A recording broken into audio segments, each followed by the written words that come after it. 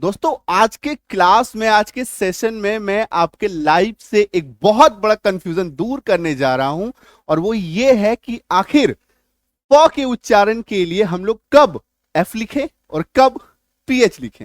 जैसे कि अगर हम लोग बात करें फैन, है ना, फैन के उच्चारण के लिए प, है ना, प के लिए हम लोग एफ लिखते हैं, FAN। लेकिन वहीं दूसरी तरफ अगर हम लोग को फोन कहना हो तो यहां पे भी फ है और इसके लिए हम लोग PH लिखते हैं, PHONE। हम लोग FONE भी तो लिख सकते हैं, क्यों नहीं लिखते, है ना। तो ये कंफ्यूजन है, बहुत बड़ा कंफ्यूजन है। और अक्सर क्या करते हैं, जब हमें चीजें समझ में नहीं आती हम लोग छोड़ देते हैं और कहते हैं अरे यार ये बहुत ही पागल सब्जेक्ट है, ये हमें समझ में नहीं आने वाला। जब भी हमें कोई चीज समझ में नहीं आती हम लोग क्या कहते हैं, या तो उससे दूरी बनाते हैं या तो उसको खराब बोलना शुरू कर देते हैं। बट एक्चुअली में जब हम लोग बात करें अंग्रेजी की, खास करके अंग्रेजी में प्रोनाउंसिएशन की, इंग्लिश रीडिंग की अगर हम लोग बात करें तो ये ना एक कंप्लीट साइंस है, साइंस ऑफ साउंड, ध्वनि विज्ञान, है ना। जब भी हम लोग कुछ बोलते हैं हमारे मुंह से एक साउंड निकलता है ना, साउंड, उसी को शुद्ध हिंदी में ध्वनि कहते हैं। ठीक है, जैसे मान लीजिए आप कुछ भी बोलिए ABCD, है ना, तो ABC क्या है, आवाज तो निकल रही है मुंह से। इसी आवाज के साइंस को हम लोग कहते हैं फोनिक्स, है ना, उच्चारण का तरीका, कैसे उच्चारण करना है, कहां पे क्या उच्चारण करना है, कैसे उच्चारण बदल जाएगा। हर एक चीज का एक लेयर है, हर एक चीज का एक रीजन है, हर एक चीज का एक लॉजिक है। उस लॉजिक को अगर आप समझेंगे तो बड़ा मजा आएगा। जो अंग्रेजी से अब तक दूरी बनाते आए हैं आप, उससे प्यार हो जाएगा, उसके करीब जाइएगा, उसको समझिएगा तो ऑटोमेटिकली उसमें मजा आने लगेगा। और आज के क्लास में इसी कंफ्यूजन को दूर करेंगे और धीरे धीरे सारे कंफ्यूजन को खत्म कर लेंगे। तो अंग्रेजी पढ़ने में मजा आएगा कि नहीं? डेफिनेटली मजा आएगा, है ना। तो चलिए, नमस्कार दोस्तों, मेरा नाम है संजीव और शुरू करते हैं और सीखते हैं। और सबसे पहले गणपति बप्पा मोरया। देखिए होता क्या है, नॉर्मली समझिए एक चीज, ठीक है। फिलहाल हम लोग पहले एक चीज समझेंगे कि फ का एग्जैक्ट उच्चारण क्या होता है। मैं आपको थोड़ा सा समझाता हूं। देखो एक्चुअली फ, ठीक है, तो हमारे लिए नॉर्मली फ है, कुछ फर्क नहीं पड़ता, ऐसा लगता है कि फ है। चाहे आप F लिख दो, चाहे आप PH लिख दो, चाहे आप PH लिख दो, ठीक है। फ के साउंड के लिए हमें लगता है कि चलो या तो F लिख लो या तो PH लिख लो, क्या ही फर्क पड़ता है। बट एक्चुअली में, असल में ये जो F है, F, इसका उच्चारण क्या होता है। देखो ये जो एक्चुअल में जो F है, इसका उच्चारण जो है वो सिंपल ऐसे फ है। बट PH वाला जो फ होता है वो फ है। फ, फ क्या होता है, ये नुक्ता के साथ छोटा सा एक आप बिंदु यहां पे लगाएंगे, फ फ फ, थोड़ा सा चेंज हो, जैसे कि हम लोग स बोलते हैं, है ना, जैसे ये स बोलते हैं और ये ताला भी श बोलते हैं, तो ये दोनों को उच्चारण में अलग अलग, श श, स सिंपल वाला स, श, उच्चारण बदलता है। सिमिलरली इसी प्रकार से F का जो फ होता है वो ये वाला फ होता है, और PH वाला जो फ होता है ये वाला, जिसमें नुक्ता लगी हुई होती है। ठीक है, एक बेसिक इंफॉर्मेशन आ गया। अब आइए उच्चारण में। नॉर्मली किसी भी शब्द में, नॉर्मली किसी भी शब्द में, किसी भी भारतीय शब्द में, इंडियन वर्ड्स में फ के साउंड के लिए हम लोग F लिखते हैं। ठीक है, जब किसी शब्द में फ का साउंड आ जाए तो ज्यादातर शब्दों में, मैक्सिमम शब्दों में हम लोग F का प्रयोग करेंगे।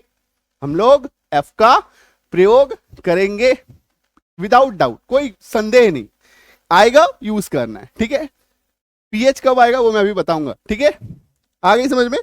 ये देखो, जैसे कि future, F, fine, FINE, face, FAC, forest, FOREST, form, FORM, इसी में फ्रॉम लगा दो, FROM, है ना। फॉर्म, फ्रॉम, फॉर्म का मतलब रूप होता है, फ्रॉम का मतलब से होता है। ठीक है, उसकी स्पेलिंग क्या होती है, FROM। लोग अक्सर कंफ्यूज करते हैं इन दोनों के बीच में, दोनों का उच्चारण अलग है, अर्थ यानी कि मीनिंग भी अलग है। ठीक है, फायर, FIRE। ठीक है, नॉर्मल मैक्सिमम शब्दों में, इंडियन शब्दों में खास करके आपको जो है F ही यूज करना है। बियॉन्ड डाउट, ठीक है, क्लियर है। अच्छा, आगे बढ़ने से पहले मैं आपको बता दूं कि नया बैच जो है बहुत जल्द शुरू होने जा रहा है, और एग्जिस्टिंग बैच में जिनको एडमिशन लेना है वो एग्जिस्टिंग बैच में भी एडमिशन ले सकते हैं। एग्जिस्टिंग बैच में जितना क्लासेस हो चुका है वो रिकॉर्डेड फॉर्म में मिल जाता है, और लाइव क्लास डेली शाम में 7:30 बजे होती है, Monday to Friday live class होती है, ठीक है। तो उसको आप ज्वाइन कर सकते हैं। रीडिंग का कंप्लीट कोर्स करने के लिए आप इस बैच को ज्वाइन कीजिए, इंग्लिश रीडिंग स्पेलिंग कोर्स, और स्पोकन का यानी कि अंग्रेजी समझने का कोर्स करना चाहते हैं।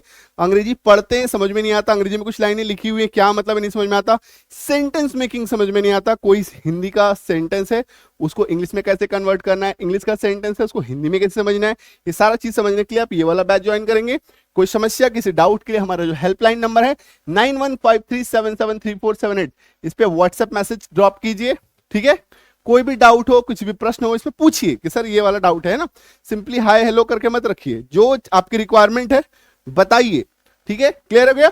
ऐप इंस्टॉल करेंगे, संजीव किजानी ऐप इंस्टॉल करेंगे। ऐप जैसे इंस्टॉल करेंगे बेसिक रजिस्ट्रेशन होता है, नाम, फोन, ईमेल आईडी, 6 डिजिट का पासवर्ड 1 2 3 4 5 6 डाल देंगे, इस तरीके का इंटरफेस आ जाएगा। ये बैच ज्वाइन करना है रीडिंग बैच, वो बैच ज्वाइन करना है spoken batch, grammar batch, SSC bank batch, other courses, PDF चाहिए, पीडीएफ बुक्स, है ना। फिर एसके स्टोर, यहाँ पे आपको किताब के लिए रिडायरेक्ट किया जाएगा, वहां पे जाकर के किताब बाई कर सकते हैं, क्लियर हो गया। चलिए, तो एफ का जो जितना भी उच्चारण है उसमें आपको जैसे फ्रेश, FRESH, फ्रॉग, FROG, मतलब एफ ही लगता है। मैक्सिमम टाइम 95% टाइम जो है आपको एफ ही लगाना है, 95%, ठीक है।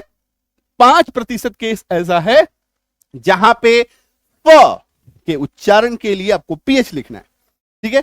Fox, FOX, fish, FISH, fan, FAN, flag, FLAG, farm, FARM, food, FOOD, clear हो गया, समझ में आ रहा है। मतलब मैक्सिमम टाइम आपको एफ ही लिखना है, ठीक है। तो PH कब लिखना है, देखिए PH हमें तब लिखना है जब किसी स्पेलिंग में ग्रीक वर्ड्स आ जाए। क्या आ जाए? ग्रीक वर्ड्स, ठीक है। ग्रीक वर्ड क्या बोला है बताऊंगा, ठीक है। ग्रीक वर्ड्स आ जाए, ठीक है, ग्रीक वर्ड्स का प्रयोग किया गया हो, तो ऐसे शब्दों में फ के उच्चारण के लिए आपको PH का यूज करना है। फ के उच्चारण के लिए आपको क्या यूज करना है? PH, है ना। और ये फ कौन सा फ होगा? नुक्ता वाला फ होगा, ठीक है। जैसे कि phone, PHONE, phase, PHASE, phrase, PHRASE, philosophy, PHILOSOPHY, ठीक है, फिलॉसफी। आ रही है बात समझ में? तो आप समझिए ग्रीक वर्ड्स क्या होता है। देखिए होता क्या है, जैसे फोन है, ठीक है, ये जो फोन है सोच के देखिए, आज से 20-25 साल पहले, 30 साल पहले हमारे देश में फोन था ही नहीं, है ना। 30 साल पहले फोन था ही नहीं।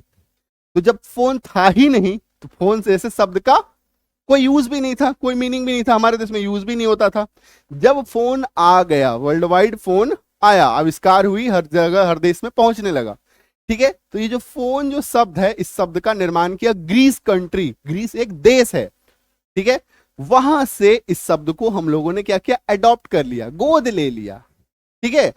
अब जब आप उसको गोद लेते हैं किसी भी चीज को, तो जाहिर सी बात है उसके उच्चारण समेत गोद लेते हैं, ठीक है, जाहिर सी बात है उसके उच्चारण। जैसे फोन किसी से लिया तो फोन का कवर भी उसी से ले लिया, फोन का चार्जर भी उसी से ले लिया। अब ऐसा तो है नहीं कि फोन जो है एक दूसरे देश से लेंगे, उसका चार्जर दूसरे देश से लेंगे, उसका कवर तीसरे देश से लेके आएंगे, होता नहीं ऐसा, है ना। फोन लिया तो उसका उच्चारण भी ले लिया, उसका उच्चारण, फोन मतलब वहां ग्रीस नहीं है, उसका उच्चारण की हम लोग बात कर रहे हैं, ठीक है। तो उसका उच्चारण भी ले लिया, उसका अर्थ भी ले लिया, सब कुछ उसी से ले लिया, ठीक है। तो ग्रीस में, ग्रीक वर्ड्स में आप ये मान के चलिए कि वहां पे फ के उच्चारण के लिए वो लोग PH लिखते हैं, फ नुक्ता के साथ, ठीक है। तो उसका उच्चारण भी हमारे देश में आ गया ना। हमारे देश में कई सारे शब्द ऐसे हैं जो हम लोगों ने दूसरे देशों से अडॉप्ट किया हुआ है। तो आप जो भी आपको उच्चारण में विविधता नजर आती है वो उसी के कारण से, ठीक है। और दूसरा कारण है जो मैं अक्सर आपको बताता हूं कि अमेरिकन उच्चारण, ब्रिटिश उच्चारण, है ना, अमेरिकन प्रोनाउंसिएशन, ब्रिटिश प्रोनाउंसिएशन। क्योंकि हमारे देश में अंग्रेजों ने राज किया तो मैक्सिमम जो उच्चारण है ब्रिटिश का ही हमारा प्रभाव है, ब्रिटिश जो इंग्लिश के उच्चारण में ब्रिटिशर्स का प्रभाव है। ठीक है, तो सबसे पहले हम लोग ब्रिटिश प्रोनाउंसिएशन ही सबसे ज्यादा यूज करते थे। फिर धीरे धीरे कुछ लोगों ने क्या किया, अमेरिकन प्रोनाउंसिएशन को यूज करने लगा।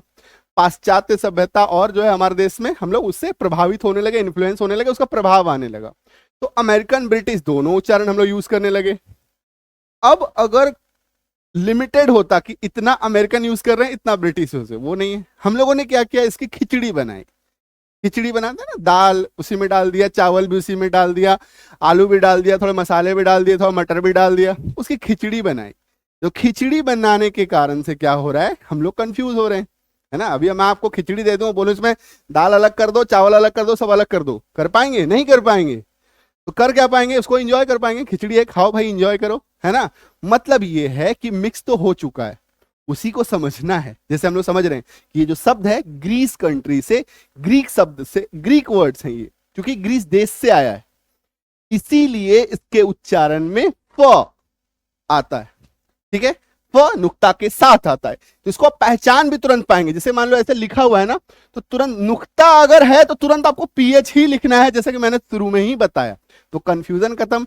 अगर इसे सिंपल फ लिखा हुआ है तो वहां एफ लिखना है, और फ के साथ नुक्ता लगाया हुआ है तो तुरंत पीएच लिखना है। तो इस समझ भी आपकी डेवलप हो गई कि आपको कोई कंफ्यूजन नहीं होना। अब आपको कैसे पता चलेगा कि सर, हम लोग को कैसे पता चलेगा कि ये ग्रीस कंट्री से आया है कि भारत का है या कहां का है।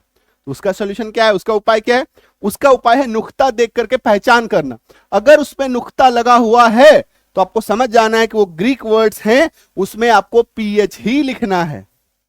आई बात समझ में? ठीक है, और खास करके जो ग्रीक वर्ड्स हैं, इसकी मामूली सी छोटी सी लिस्ट, इसको एक बार देख लीजिए, हो गया काम खत्म, है ना। जैसे कि यहां पे क्या हो गया, फेज हो गया, फ्रेज हो गया, फिलोसफी हो गया। ये देखो, pharmacy PH, photograph PH, phantom PH, physics PH, phoenix PH, philanthropy PH. आई बात समझ में? और कुछ शब्द है ना, ये सारा शब्द आपको जो है हमारे एप्लीकेशन में भी मिल जाएगा। आई बात समझ में? क्लियर हो गया?